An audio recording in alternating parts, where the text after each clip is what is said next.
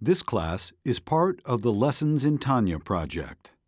More classes available at lessonsintanya.com. Major funding for this Tanya class is provided by the Mettel Corporation. Additional funding is provided by Tanya students like you. Lessons in Tanya. The Tanya of Rabbi Schneur Zalman of Liadi, taught by Rabbi Ben Zion Krasnianski. Tanya's text elucidated by Rabbi Yosef Weinberg.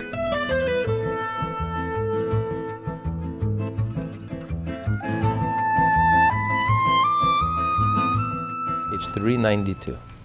Similarly, by the union of Zah and Nukva of Beriah, Yetzirah and Asiyah, there were created, as yesh from ayin, all the beings that were created in the world of Beriah, formed in the world of Yetzirah, and made in the world of Asiyah.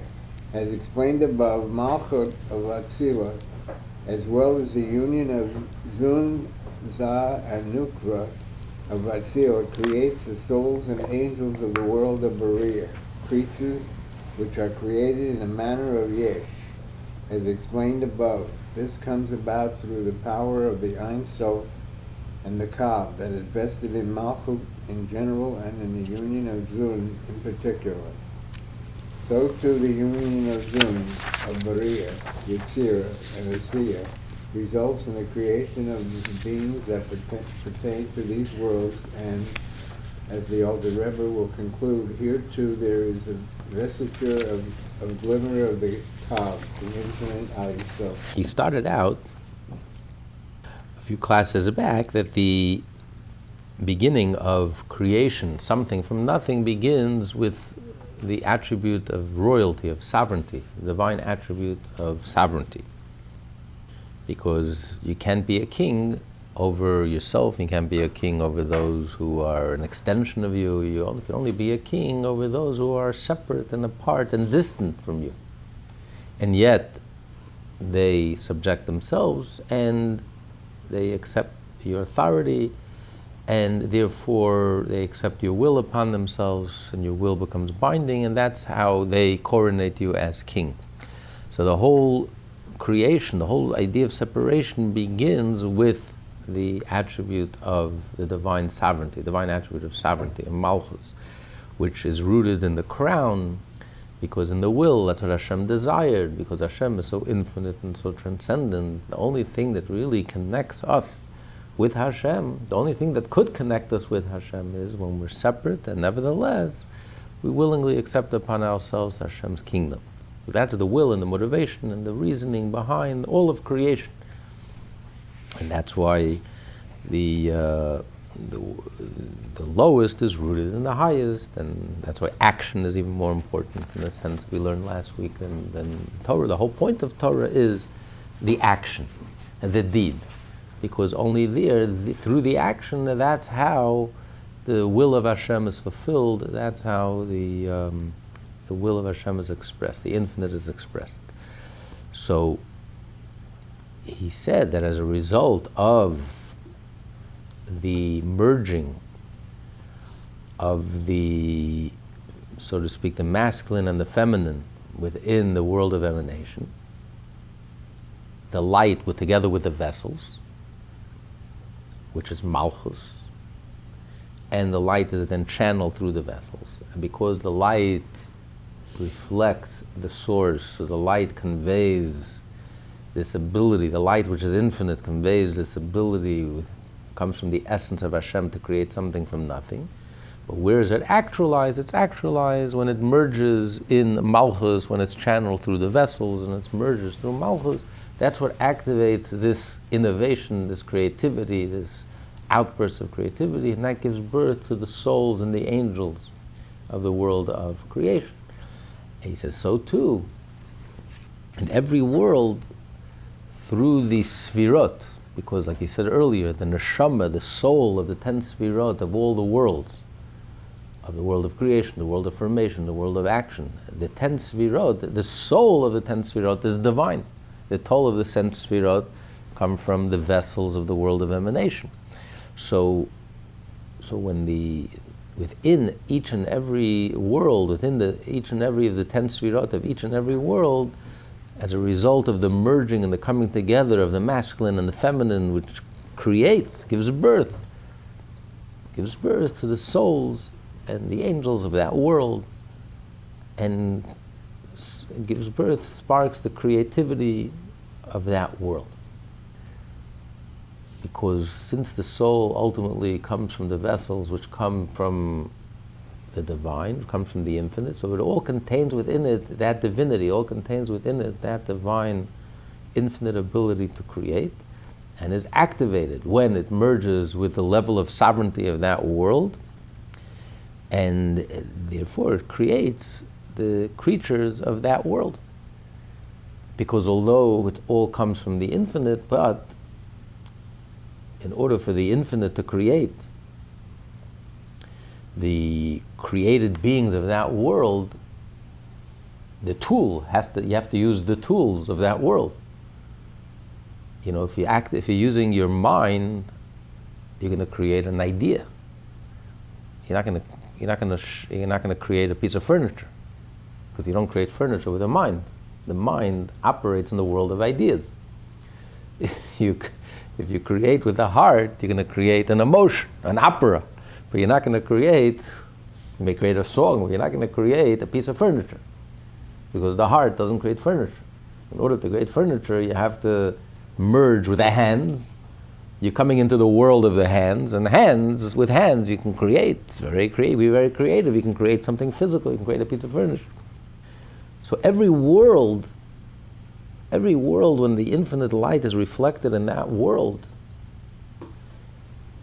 then it creates something, and the outcome is, the creativity is expressed on that level, of the level of that world. You have the world of creation, you have the world of formation, these are spiritual worlds, and then ultimately the world of action, our world, till the physical world, which that's the expression of the creativity as it's expressed in the world of creation, of the world of action, in all the physical beings and the physical creatures. But ultimately it's all rooted in that divine, in the infinite, because it's going to explain that the infinite, the divine is illuminated and is expressed in all these 10 sfirot, each and every world, in the level of neshama, of the soul of these 10 sfirot, which is divine and godly. So it contains within it that divinity, contains within it that godly ability. So it conveys that ability to create, which is activated when it merges with a level of sovereignty of that world, a level of sovereignty of creation, a level of sovereignty of formation, a level of sovereignty of action, which activates the creativity and expresses itself in whatever world, whatever level of that world. So in the world of action, it expresses itself in physical creatures. The light of the neshama within them, for it, the neshama is divinity of the kelim, the 10 sfirot of malchut of Atzilus. The 10 kelim of malchut of Atzilus descend into the sfirot of Beriah, Yetzirah, and Asiyah to serve as the neshama and divinity of the sfirot of Beriah, Yetzirah, and Asiyah. As he said earlier, there's the inner part, there's the heart of it, and then there's the external part. And the inner 10 vessels that animates the world of creation, and the central, the medium level that activates the world of formation, and the external level of the vessels, the 10 external level of the vessels activate the world of action. So you have the part which refers to what's above you, where you're receiving and are connected to what's above you. You have the heart of the matter, which is you yourself. And then you have the way you express yourself and convey what you're about to the lower level. So you have 3 different parts. So these 3 different aspects of the vessels, the beginning, the middle, the end, you have the top, the bottom, the middle, the bottom, these 3 different aspects animate 3 different type of worlds. The world of creation is very close to its source, it's connected to its source, It's almost indistinguishable from its source. Separate entity, but still it's almost indistinguishable. It's like swallowed up in its source, like a fish in water. And then you have the world of formation is already an intermediate. It's independent, but it's still connected. Then you have looking outward, which is the world of action, which is the world of looking outside of yourself, and so that animates the level of the world of creation. But it all comes from the vessels of the world of emanation, so it's divine. It has that divinity and the light that's within the vessel. In it, within Malchut of Yetzirah, there is also present the radiation of the Kav from the infinite Ein Sof light. Since the light of the Kav is similar to its source, the luminary, it can bring about the creation of yesh from ayin, as explained Correct. above. Since the vessels, even the lowest level of the vessels, even the level of the vessels extending outward, which becomes the soul of the world of creation, but since it comes from the level of the vessels, which is divine, which the level of the vessels of the world of emanation contain within it the light, and the light, the kav, which is the light that comes after the tzimtzum, after the great contraction. But nevertheless, it's the light that's connected to the source. So therefore, it contains within it, since it reflects the source, a light reflects the source, it contains within it everything that the source has, including the source's ability to create, Hashem's ability to create. So it also carries and conveys this, and it transmits it all the way down the line, all the way to the lowest, furthest level, farthest level, which is the way it becomes through the parsa, through the curtain, the veil, as we're going to speak. And then it continues down through the veil and continues, and it becomes the neshama, the soul of the world of action. But still, it still maintains that divinity. It still has that divinity. It still has that light, that spark. So therefore, it has that ability to create. And when that merges with the world with this level of sovereignty of the world of creation, it activates that creativity and sparks that creativity that creates all of the beings of the world of creation of our world. Since the light of the Kav is similar to its source, the luminary, it can bring about the creation of yesh from ayin, as explained above, which is vested in its silot as far as the prasa, the curtain or veil that screens off Yetzirah from Beriah, so that the light of Beriah, Yetzirah, and Asiyah will be utterly different from the essence of the godly light and Yetzirah. Between the world, between the infinite light and the world, there's a tzimtzum. There has to be a great contraction, the great contraction.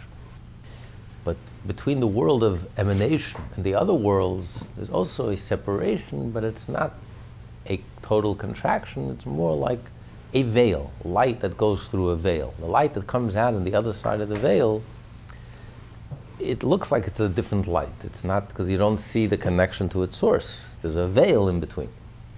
So you're getting the light, but the light is being filtered through the veil. It's the analogy is, the parable is a parable. A teacher teaches through a parable. So the light, the idea, the concept, the original light is being transmitted. But it's being transmitted in a veiled way, through a veil. It's not illuminating, it's not shining brilliantly, it's being concealed. It's being hidden, being transmitted in a way that the student could receive it. Otherwise it will be blinding. Just like the sun is too blinding. Why do I need a curtain? The sun is too blinding. I can't look at the sun. Through a curtain I can see it. Because I'm not looking at the sun, I'm seeing the light. It's filtered through the curtain, I can see it. It's almost like it's a different light, even though it's the same light. It's the same light that's coming from the sun. It's not a different light. But I don't see the sun. I see a curtain, I can't see the sun, but I see the light. Usually if you see the light, you have to see the source. You can't see one without the other. Through a curtain, I'm seeing the light, but I can't see the source. But I'm seeing the light. But it's a veiled light. It's almost as if, I don't know where this light is coming from. I can't see the source, I just see a light. But it's a light, that's a light that I can take, I can handle. If it comes directly from the source, it's blinding. I can't see it, I can't look at it, I can't look at the sun, it's too blinding. So the creations, the world of creation would not be able to take place. You couldn't have a creation, you couldn't have any separation, you couldn't have a sense of separation, a sense of ego, a sense of I, a sense of independence or identity if you're blinded by the sun. If the sun is shining brilliantly, you're completely blinded. There's no room. You can't see. There's no room for any independence, a sense of separation. But when the light is covered up and concealed, when it's filtered through a curtain, it's darkened through a curtain, it's filtered through a curtain, then I can no longer see the source. I don't see the sun. I'm not blinded by the sun. I can see the light. I can look at the light. So the student cannot receive this concept, this pure, raw concept. The teacher has the raw concept, and the teacher is excited about the raw concept. His brain is on fire with this raw concept. The poor student, if the sun shined, if the teacher just shared with him the brilliant concept in its original raw state, it would be blinded by the sheer brilliance of a concept. The student's mind would be completely destroyed. Wouldn't be able to handle it. It's way out of his league. It's way over his head. He won't know what he's talking about. And worse yet, it'll completely confuse him and destroy his mind, destroy even his ability to think. What for the teacher is crystal clear, for the student it's completely blinding and destructive. It's destructive. Light. For the teacher it's light. It's brilliant. It's illuminated. And for the student, that same light is blinding and destructive. He can't handle it. It's too intense. He can't deal with it. You're not helping him. So the teacher has to screen the light through a parable. It's the same light. It's the same concept. What's shining through the parable? What's the concept, the kernel of wisdom in this parable? It's the original idea. There's no other idea here. He's not inventing a new idea. It's the exact same idea. The idea hasn't changed. But it comes through a veil. The student is no longer blinded.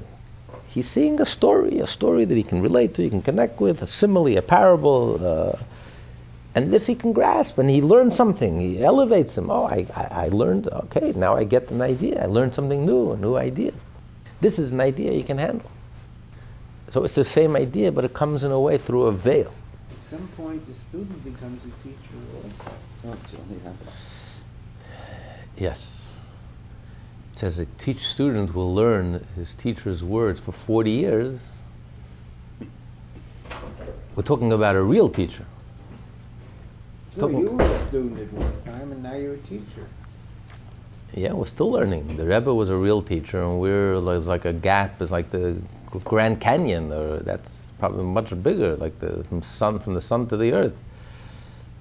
You know, and by studying the words, 40 years diligently studying and studying the parable, the student will eventually work his way up and finally get to the core, the essence of the teacher's mind. His mind will also start working like the teacher's mind. After 40 years of diligently, faithfully studying every word of his teacher and every word of the parable, and finally he'll work his way back up. He'll work his way up to the teacher. Then his mind will start thinking like the teacher's mind. That's the ideal. That's the hope. That's what we hope. There's two elements to it. There's one in the idea itself, but then you have to learn a whole language. Because the teacher, when he speaks the idea, he talks with different language. That's not the teacher's language. So even if you get the idea, you still have to figure out the language. So, even if you figure it out, the idea, you still cannot necessarily be. Well, the reason the teacher has a different language is because ideas, when you're talking about such abstract ideas, it has a language of its own, because it's a different world. So it's like a person studying Talmud for the first time. It's very confusing because it has its own language. It's very brief. It's language, because the ideas are so deep and so that it creates its own language. The language is just a reflection of the idea. Simple ideas, very simple language. But if you're getting into complex ideas, it creates a whole universe, a whole world of expression. To contain the idea, you need a whole new language, set of language to explain these concepts. Every breakthrough Einstein had to create a whole new set of words and concepts to explain new ideas, radically new ideas. So the language is a symptom of the ideas, and that's part of learning and mastering and finally getting to the bottom of what the teacher meant. So you start looking at this world from your teacher's eyes. You start seeing this world from your teacher's perspective. You start thinking like your teacher. That's the greatest goal that we can hope for and aspire for. We should start seeing the world, from the Alter Rebbe's eyes. Seeing the world from the Rebbe's eyes. Do you imagine? But even so, he saw it fresh, so he never... It's almost impossible to get to listen, the we'll level never, of the teacher, right? We'll never be. But what the teacher, what we could do, but the Talmud says after 40 years you could start. It affects your mind. In other words, till now, the first 40 years, you're learning an idea, so you're trying to understand the idea. And if you have a good head, you can understand it from day one.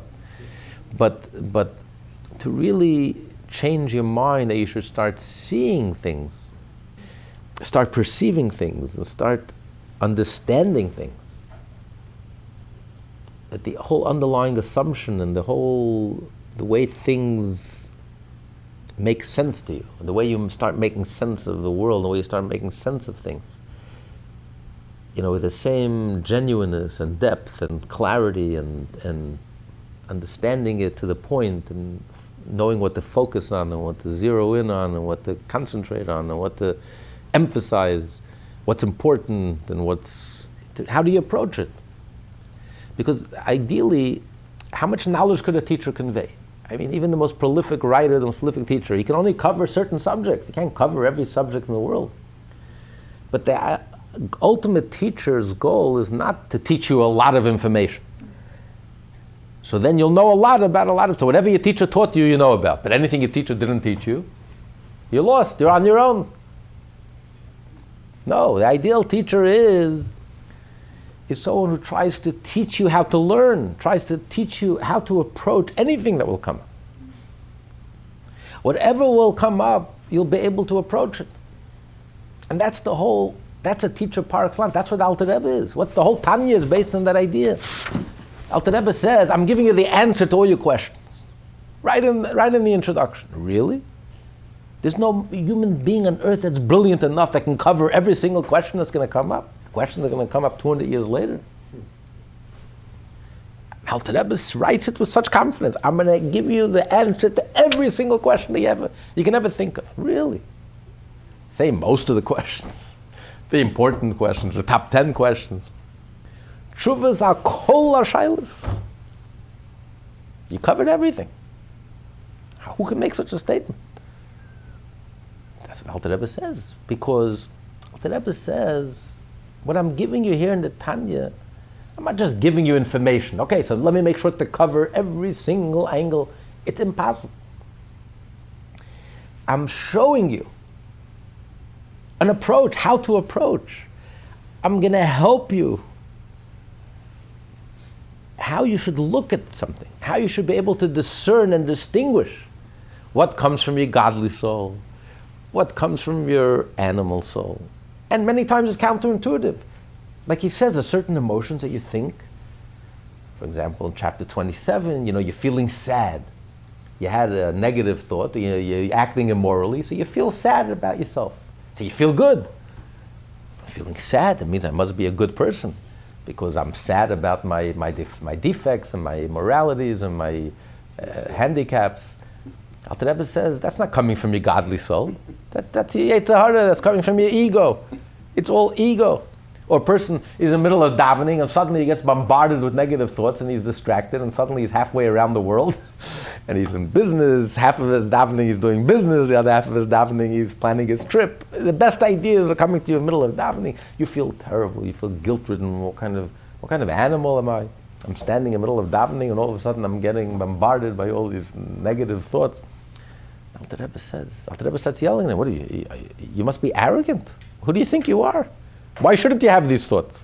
You're a tzaddik. On the contrary, not only shouldn't you feel sad, it's the biggest proof that you're succeeding. Because it's like a wrestling match.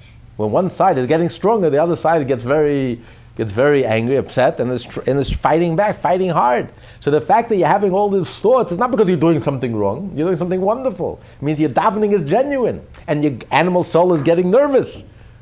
So it has to fight back. It's punching back. Your two souls, relax. So the Alter Rebbe is telling you, any situation, I'm going to show you that you'll be able to make even these subtle distinctions. Even to ask yourself these questions. Without the Tanya, without Chassidus, you don't even know what to ask yourself these questions. You just assume, I think this is coming from a good place. And nothing can be further than the truth. But when you have the Tanya, you have Chassidus, and you learn for 40 years, and you dive into it and delve into it daily, every single day we study the Tanya. Every single day we study Chassidus. There isn't a Lubavitcher Chassid in the world who doesn't study Chassidus every single day. He says Chitas, he does the Tanya of the day, the minimum. So by delving and diving and meditating and reflecting and learning and studying each and every day for 40 years, then the Talmud says, then maybe you can start, your mind will start thinking along the lines of your teacher's mind. You start perceiving reality and perceiving this world from your teacher's mind. And that's what Alter Rebbe says, that's my goal. My goal in the Tanya is not I'm going to teach you everything there is to know. It's not possible. But I'm going to teach you. I'm going to give you the tools, and I'm going to teach you how to approach. So you'll be able to discern and to distinguish. And sometimes it's very subtle. Which is coming from your good place, which is coming from the godly soul, and which voice is coming from the opposite. And it's counterintuitive. Many times it's counterintuitive. It's not what you would think it is. It's the exact opposite of what you would think. Because you have to go a little subtle, a little deeper. It's an approach. So that's the ultimate teacher.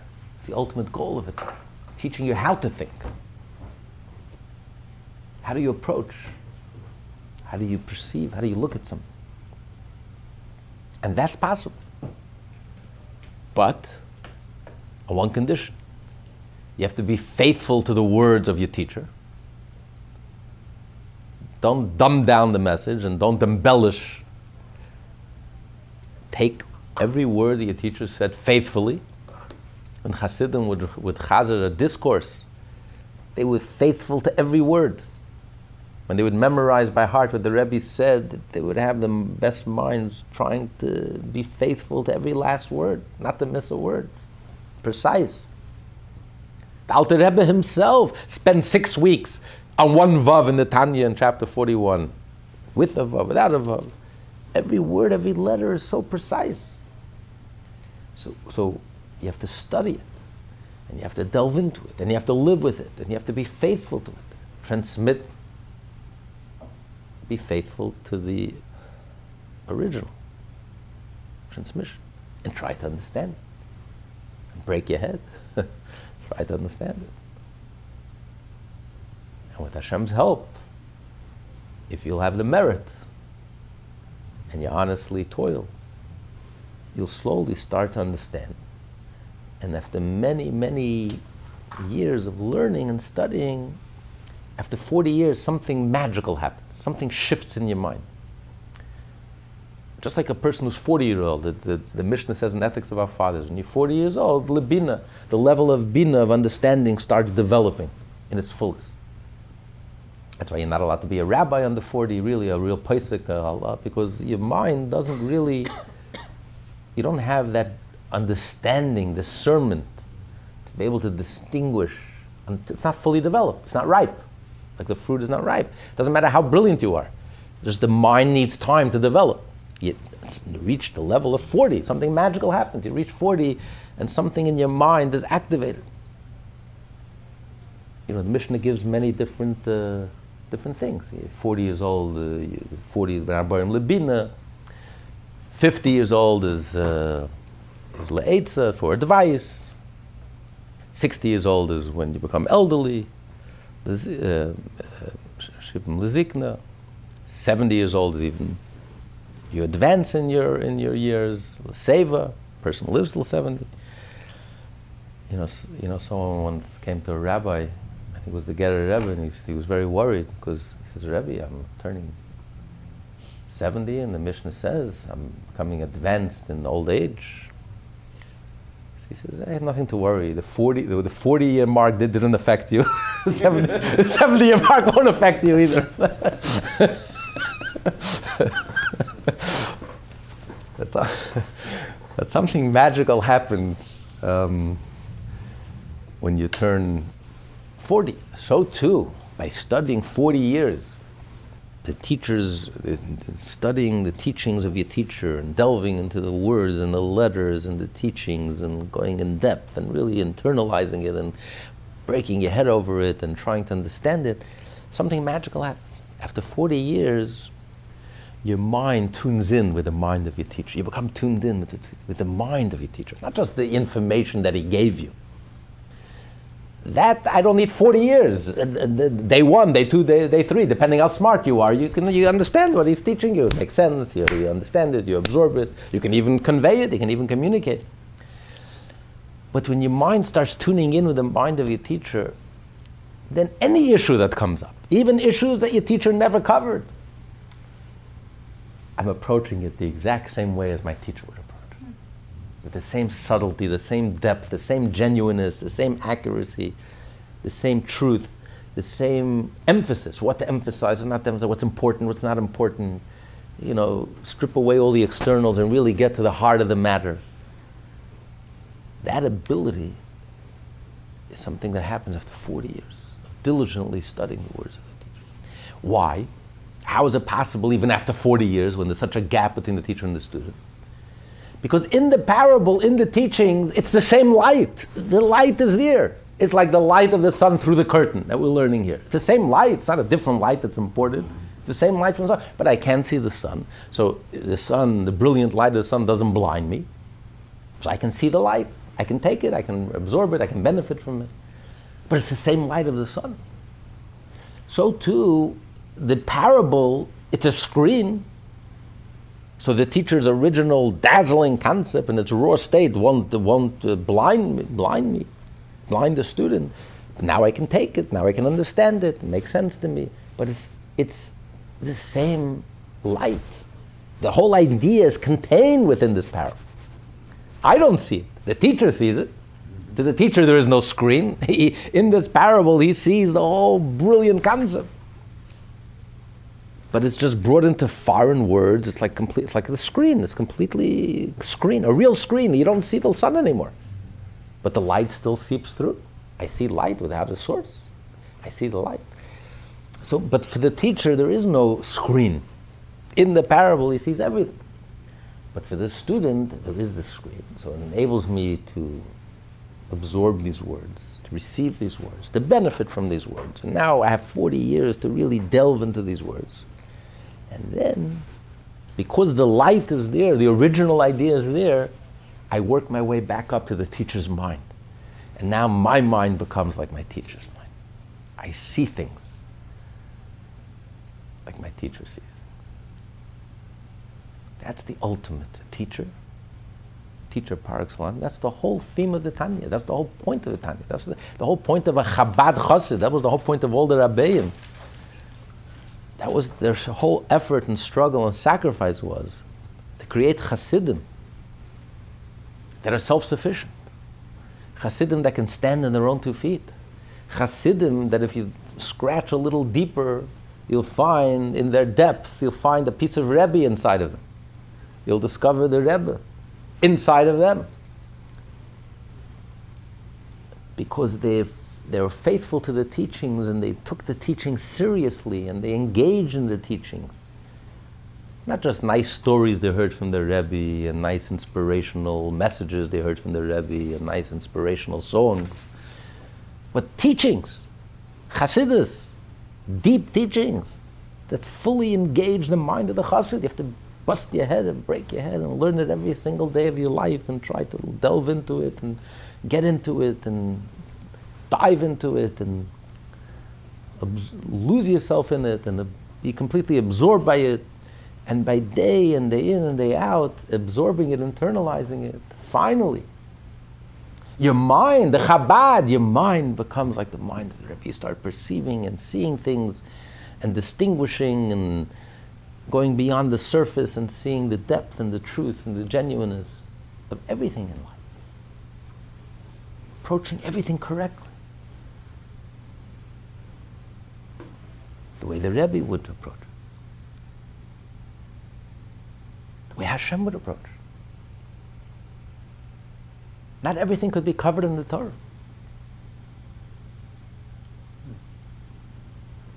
But when you truly internalize the Torah, which is Hashem's thinking, that's the goal. That we start thinking, looking at this world from Hashem's eyes. When a Jew studies Torah, the ultimate goal, the ultimate purpose of the Torah is not just to accumulate knowledge. It's not just the accumulation of knowledge, not just a computer chip. It's just accumulating and stuffing our brains with a lot of information. All these books, let me stuff it in my head and let me fill my mind and let me show how brilliant I am that I could remember so much and I have such a vast scope. No, the goal of a Jew by studying all this Torah and breaking our heads and being fully engaged in the study of Torah, day in and day out, every day of our lives, in the morning and the evenings, 24/7, is the ultimate goal. That we should start perceiving reality the way Hashem perceives reality. Look at this world from God's point of view. Everything in this world, we should look at it and see it from a Torah point of view, from Hashem's point of view. That's the ultimate goal. That's a total transformation. That's a complete changing of the mind. And that's something that's attainable. That's something that's achievable. Chabad is achievable. The Beinoni, this is achievable for each and every Jew. To completely change, it should be a core transformation, that you should change your emotions. That's not in our control. We're human. We can't control our hearts or our desires or our temptations. And that's not what Hashem expects of us. We are in control. We could control is our mind. So by fully engaging in Torah and fully engaging in Chabad and Chassidus, we could completely transform. And in many very subtle ways, you start viewing this world differently. And then it becomes a different world. The prime example is this letter that we're reading. Without this letter, if this letter didn't exist, before this letter was written, we looked at this world as a very dark place, a very coarse, crass, dark dungeon from which we have to escape. Comes along the Alter Rebbe literally days before he passes away and writes and opens our eyes. We put on a whole new set of glasses. Are you kidding? This world, dark dungeon. This is the ultimate expression of Hashem's creativity. This is the ultimate revelation of God's core and essence, the ability to create something from nothing. Only Hashem, who has no beginning, could create an entity that senses that it has no beginning. Ego is rooted in the very essence of Hashem. And it's the physical and the material, which is the ultimate expression of God's essence. When you do the mitzvah physically, do the mitzvah with a physical object, this is the ultimate purpose and the ultimate goal, like we learned last week. Suddenly, wow, you have a whole new respect for this world. It's not just a dark dungeon. That's all other religions say and emphasize. Quit while you're behind. This whole world is a maya. You're born in sin. This whole world is mired in ridiculousness and absurdity, as the angels claim. That's what the angels argued. Why, God, why are you wasting this time with this world? This world is so hopeless and so ridiculous and so absurd and so full of sound and fury, signifying nothing, and and nothing could be further than the truth. This world, signifying nothing. This world is the ultimate revelation of Hashem's essence. The only meeting place, the only place where we can come face to face with the essence of Hashem. heaven of heavens, the soul in heaven, has nothing in this world. This is the ultimate. This is where it's at. This is the engine room. This is the generator. This is it. It changes everything. Suddenly, you look at all the challenges and all the darkness. It has a whole different. So when we start seeing the world from Hashem's point of view, from the truth, from the inside out, that itself has the power to change the whole world. That's why with the power of Torah we can change the whole world. How are we going to bring Mashiach? Through the power of Torah. When you study Torah, and you study the Torah, especially the Torah that deals how the world will look and Mashiach will come, when you study the inner secrets of the Torah, you look at the world differently. The world does become different. It actually changes the world. With the power of Torah, we can conquer the whole world, transform the whole world, change the whole world. Because the revolution starts within us. We change, and we see everything completely different. It's a different reality. And when we see the reality differently, the world does become different. We reveal the true nature of the world, the true reality of the world, how we truly should look at this world. And that's why the studying, the Chabad, it's critical. If you don't have the clarity, if you don't have the right idea, if you're confused, if your mind is confused, then it's impossible. Emotions are not enough. Sentiments are not enough. Sentimentality, tradition, it's not enough.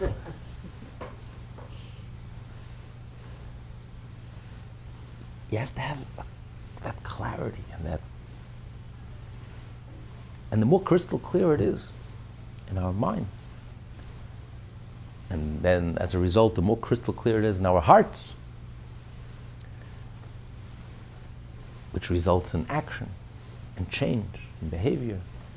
That's how we change the whole world. So this is the Chabad approach in a nutshell. So just like the parsa, it goes through the parsa, it goes through the curtain, but it's the same light, but now I can receive the light.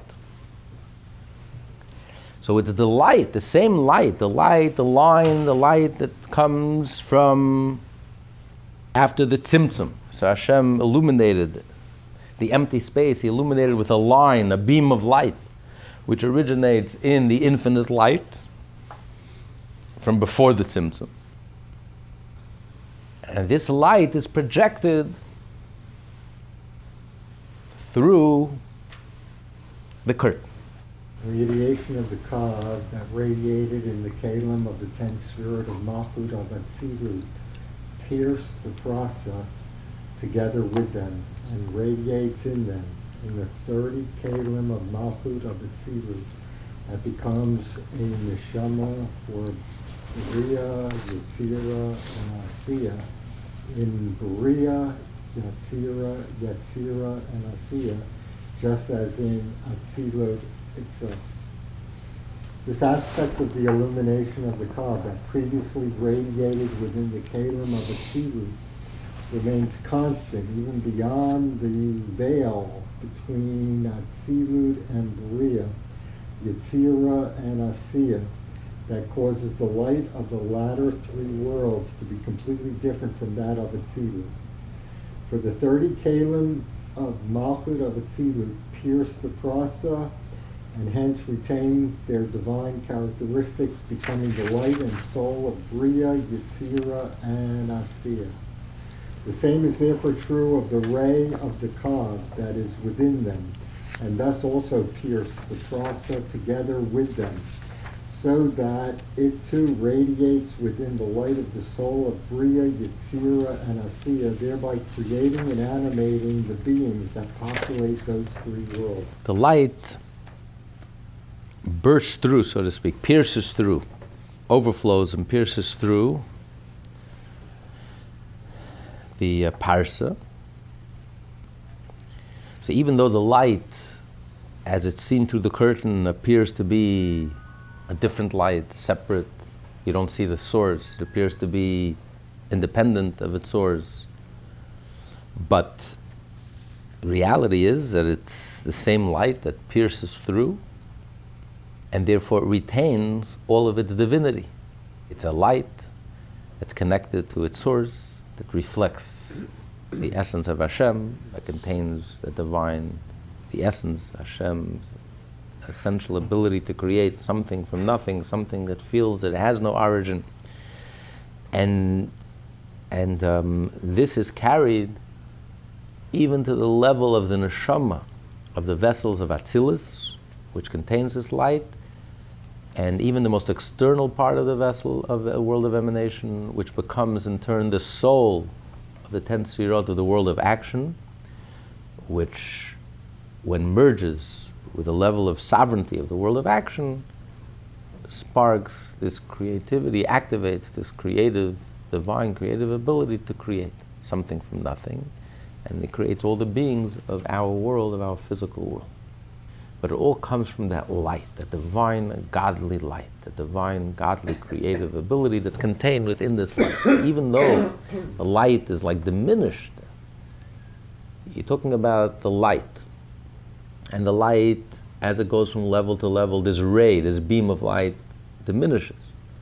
And then it goes through the curtain, through the screen. So it's not only diminished, it's like almost like broken off from its source. Because through the curtain I don't see the sun, I don't see the source.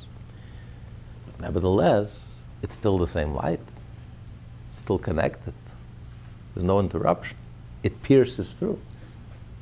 There's no blockage, it pierces through.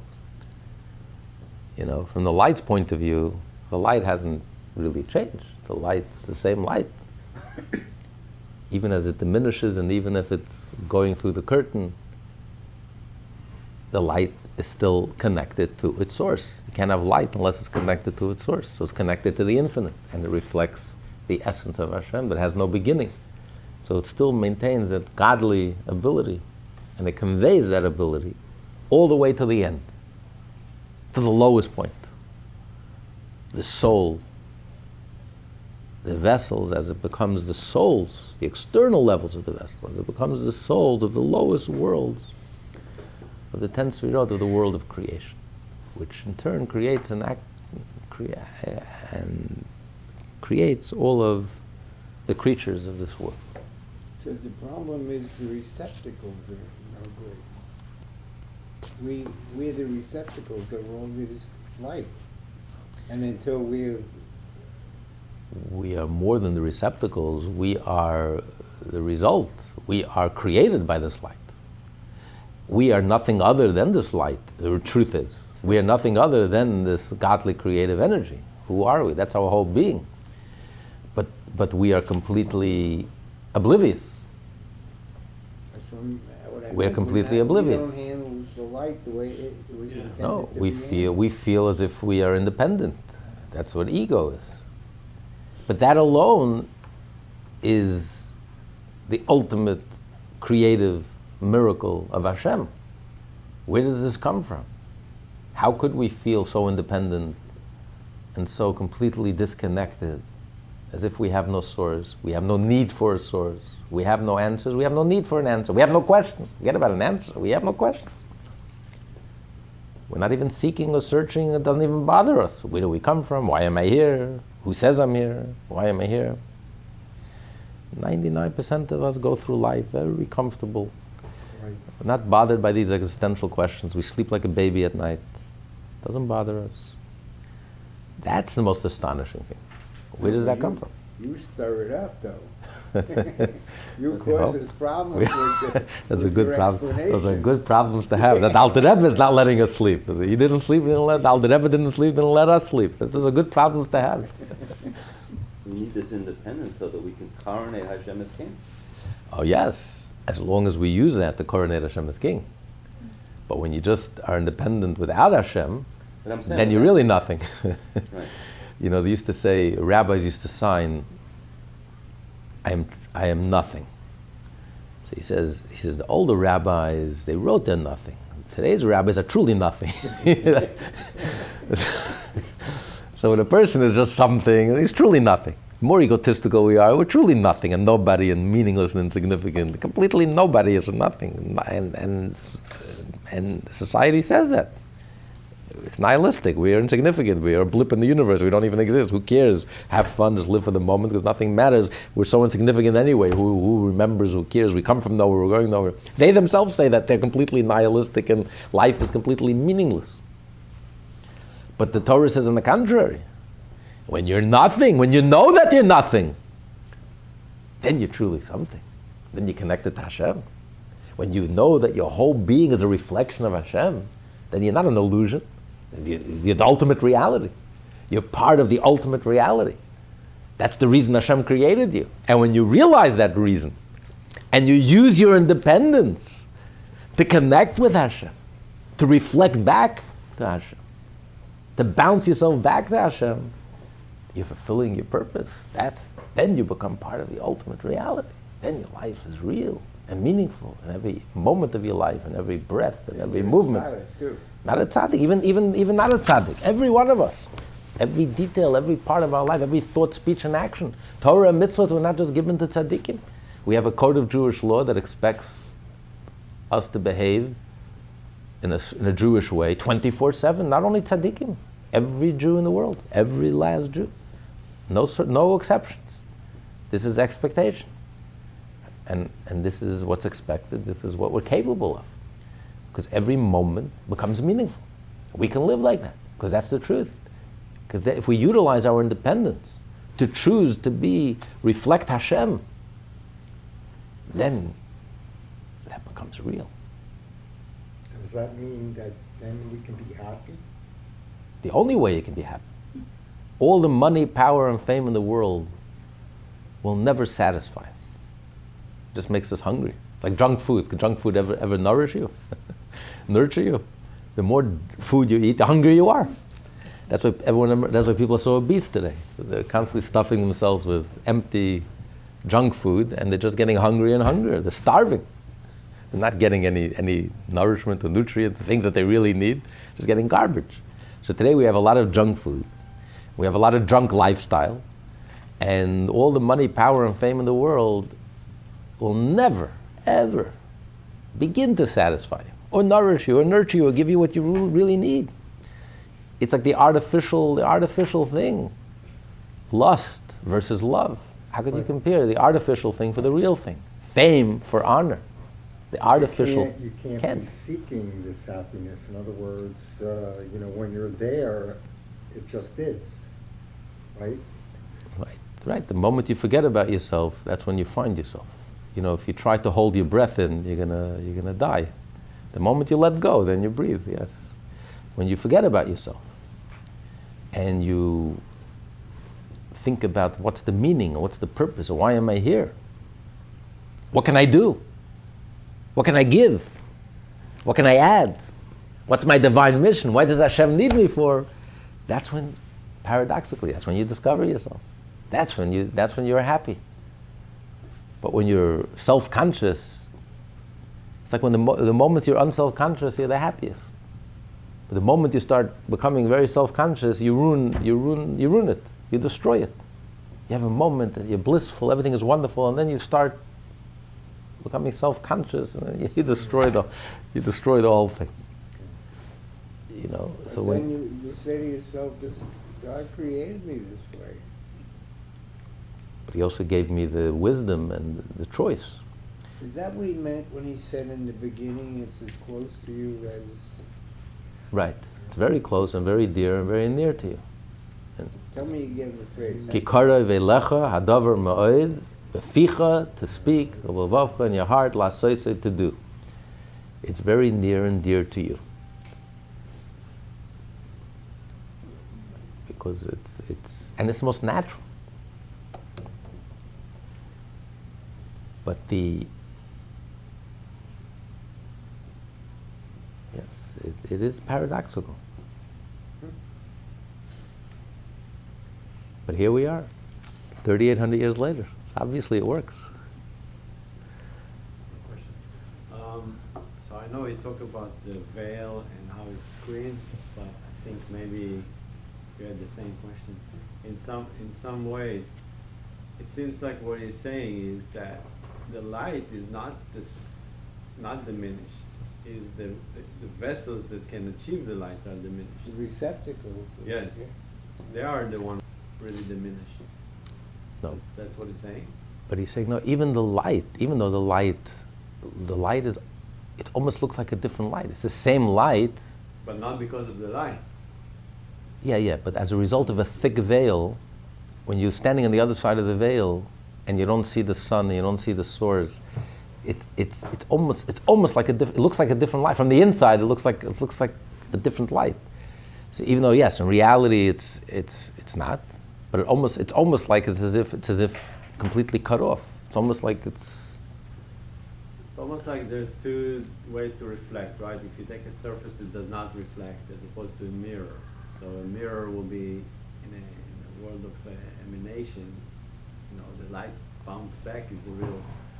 But over here, we don't have that kind of ability to reflect it.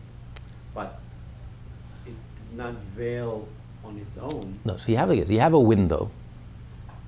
You have an opening. So you can have a narrow opening. So of course, it takes the huge sun, and a little light comes in, a little tiny light comes in. But it's the same light. But it's you narrowed it down to a little opening, or a window, but it's a clear light. So yes, I'm getting a very tiny little ray of the light, a beam of the light from this huge light. I'm getting one tiny little, but I'm getting the exact same light. It's just diminished. It's just a very tiny, small little slice of the light. Piece of the light. Here with a curtain you're adding something. It's not just I'm diminishing it quantity wise, but also quality wise. It's a different quality light. When there's no screen, the light is clear. When it goes through a very thick screen, a very heavy screen, it has to find its way through the openings. It comes out like almost like a different light, and you look, you can't even see the source. It's like so. It changes it qualitatively also, not just quantitatively. Like when the teacher teaches through the parable, when this idea is filtered through the parable, it's almost like it's a jump. It's almost like it's a different, because now you're talking in a different world. You're talking about the parable, a simile, example of foxes and hens and animals. It's like so foreign from where the idea is coming from. The idea is pure, like the sun shining, and here it's like being changed. Like qualitatively, it appears to be like as if the idea has changed. It's only because there is a student. Right. If it was up to the teacher, he would never change it. So it's almost like, we discussed that the reason why this whole thing happened, it's not from the light point of view, it's just because the creatures is not because it's supposed to be. True.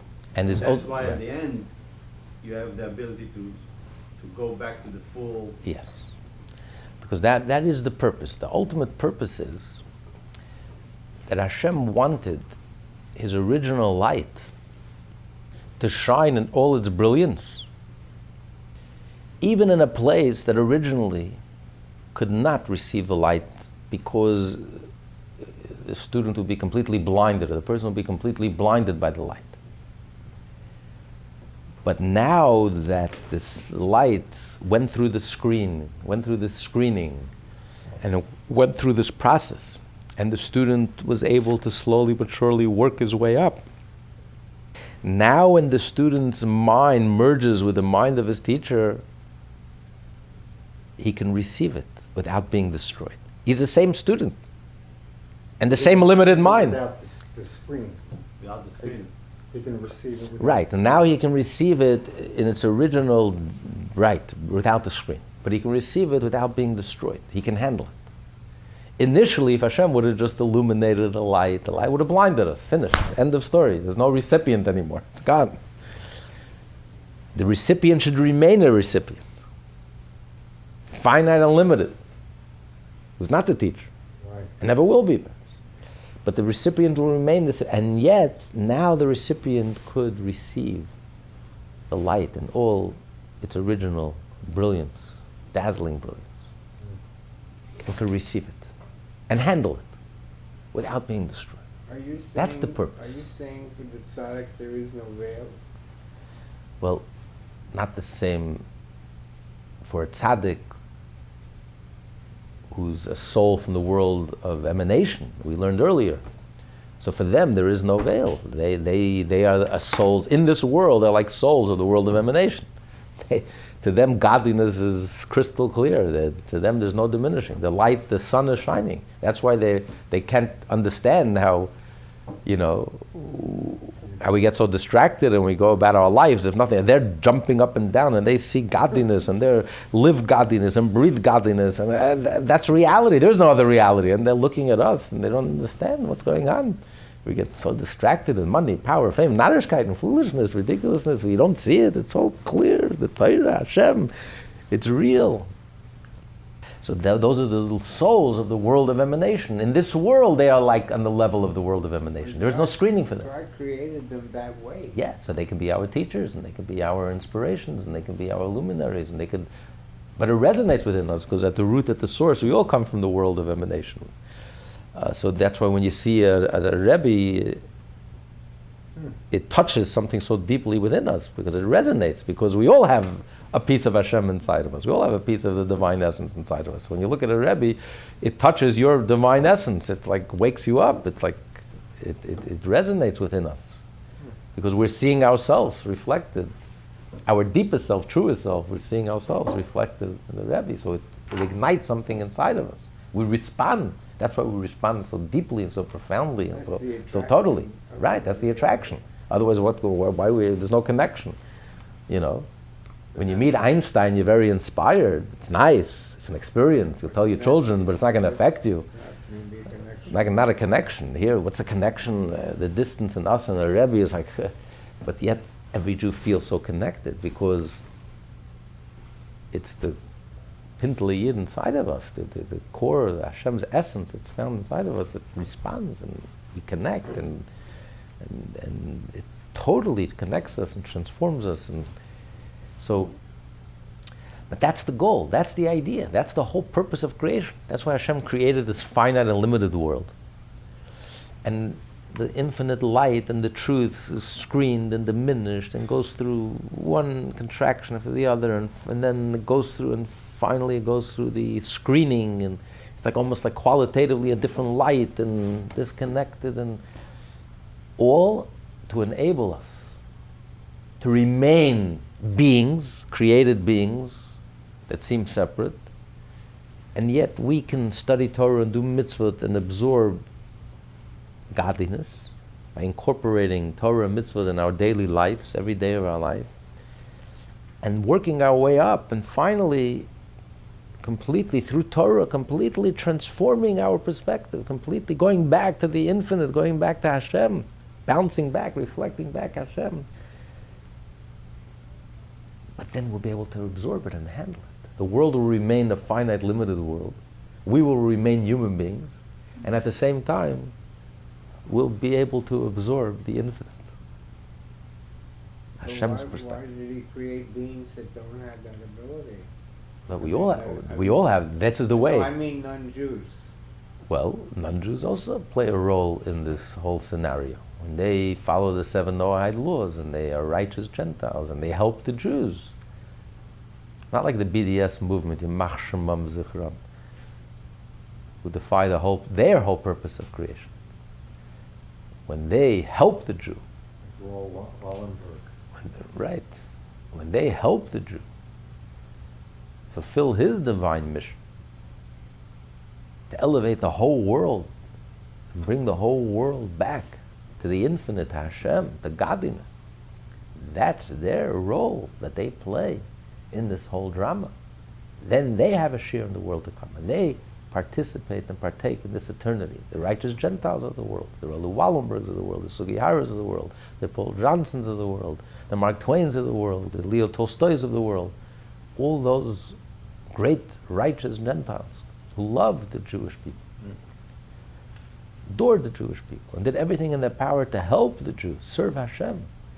And they are the righteous Gentiles that have an eternal part of eternity and have a share in the world to come. And God promises that every non-Jew, all 7 billion, with the exception of Amalek, the hardcore anti-Semites, will be elevated, and Mashiach will come. They will all become righteous Gentiles. So yes, everyone has a part. Everyone plays a role in this cosmic drama. A key role. This class is part of the Lessons in Tanya project.